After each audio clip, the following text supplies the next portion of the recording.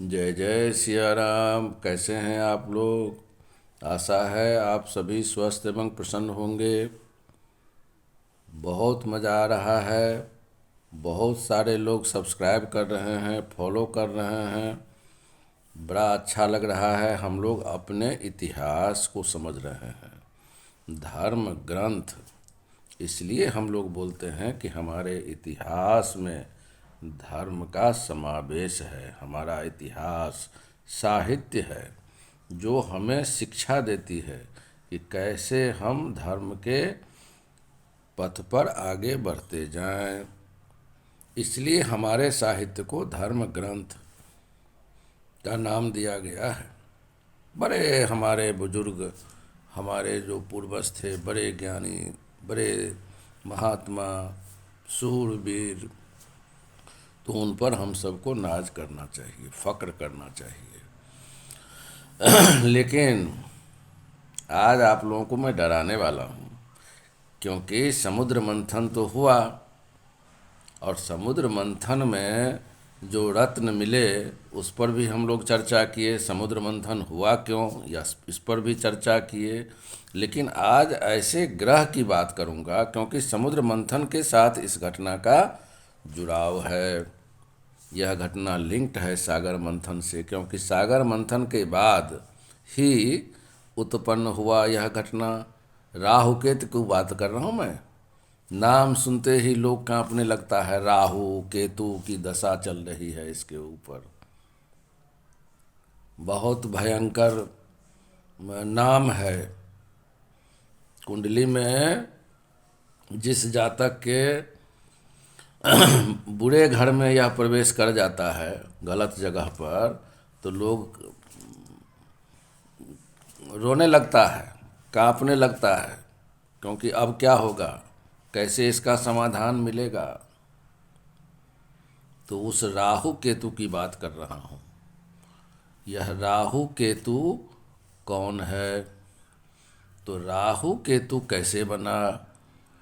तो समुद्र मंथन किस लिए हुआ था? द वेरी पर्पस ऑफ समुद्र मंथन वाज टू गेन अमृत कलश आउट ऑफ इट। बाकी चीज़ों का मतलब ध्यान में नहीं रखा गया था।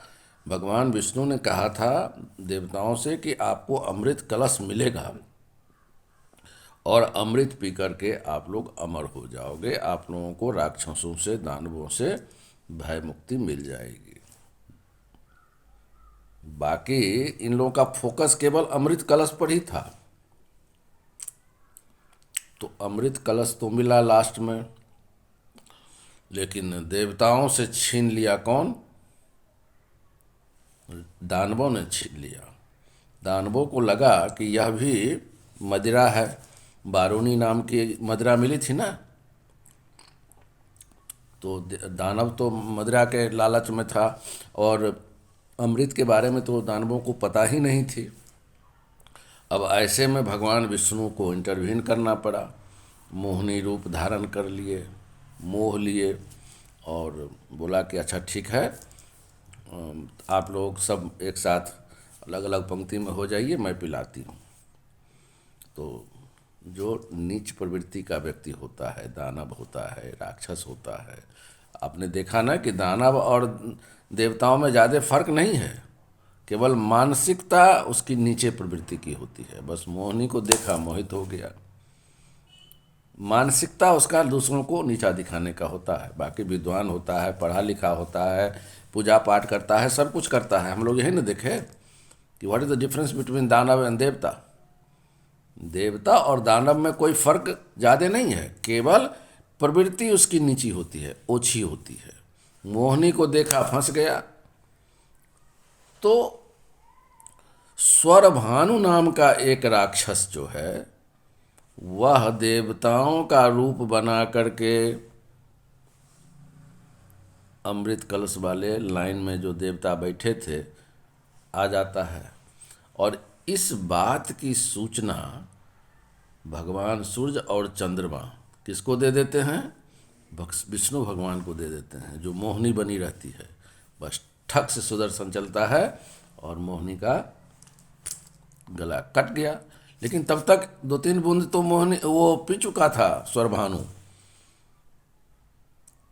तो गला कटने के बाद भी वह अमर हो गया। तो ऊपर वाला जो गर्दन सिर वाला पोर्शन है उसी को राहु, और धड़ वाला पोर्शन केतु।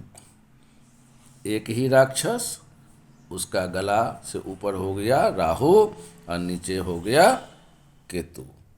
ब्रह्मा जी क्या किए कि सर वाले पोर्शन में सांप का धड़ लगा दिया, तो ये राहु हो गया।